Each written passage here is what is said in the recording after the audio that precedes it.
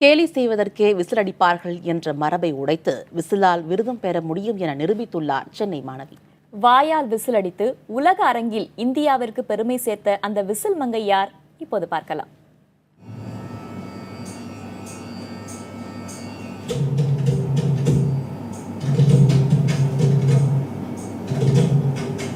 அடவு கட்டும் பாதங்கள், அபிநயம் பிடிக்கும் விரல்கள், இதழ் பேசும் மொழியாக விசில் சத்தத்தை மாற்றி பரதமிடும் இவர் ஸ்வேதா.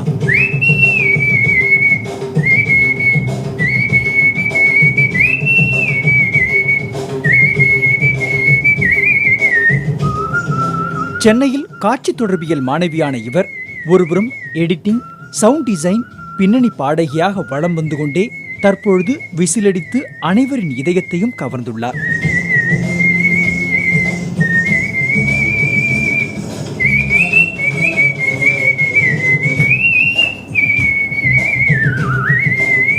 சிறுவயதிலிருந்தே விசிலடிப்பதில் அதீத ஆர்வம் கொண்ட ஸ்வேதா தொடர்ந்து 18 மணி நேரம் விசிலடித்து லிம்கா சாதனை புத்தகத்தில் இடம்பெற்றுள்ளார்.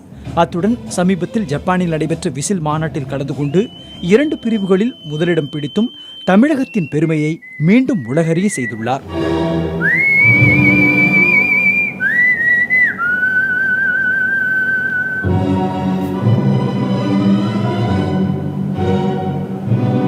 நான் திருட்டுத்தனமாக தான் பண்ணேன் முதல்ல.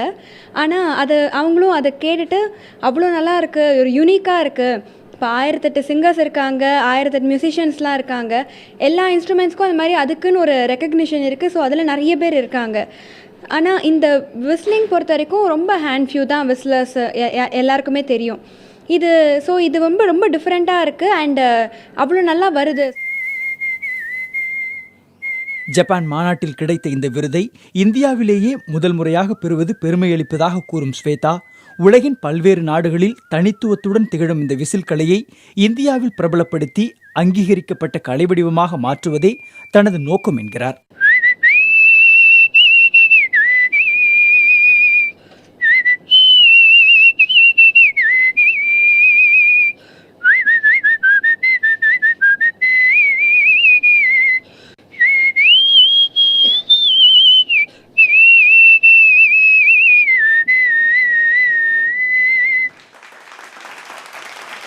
ஃபாரின் கண்ட்ரீஸ், ஜப்பான், யூஎஸ், அந்த மாதிரி சைனாலலாம் விஸ்லிங் இன்ஸ்டிடியூட் ஸ்கூல்ஸ்லாம் இருக்குது பெரிய லெவலில்.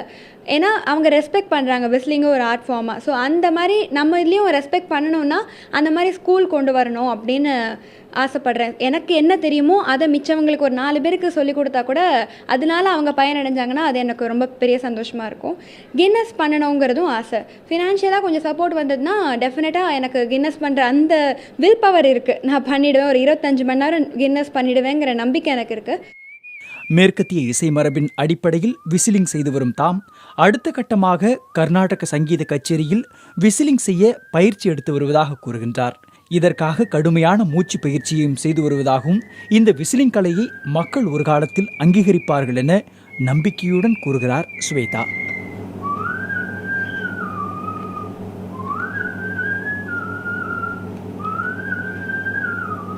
ஒவ்வொருவருக்கும் ஒரு தனித்திறமை உண்டு. அந்த திறமையை உணர்ந்து வாழ்க்கையில் உழைத்தால் வாழ்க்கையில் தனக்கான தனி பாதை அமைவது மட்டுமல்லாமல் வெற்றியும் கிடைக்கும் என்பது ஸ்வேதா போன்றவர்களின் நம்பிக்கையாக உள்ளது.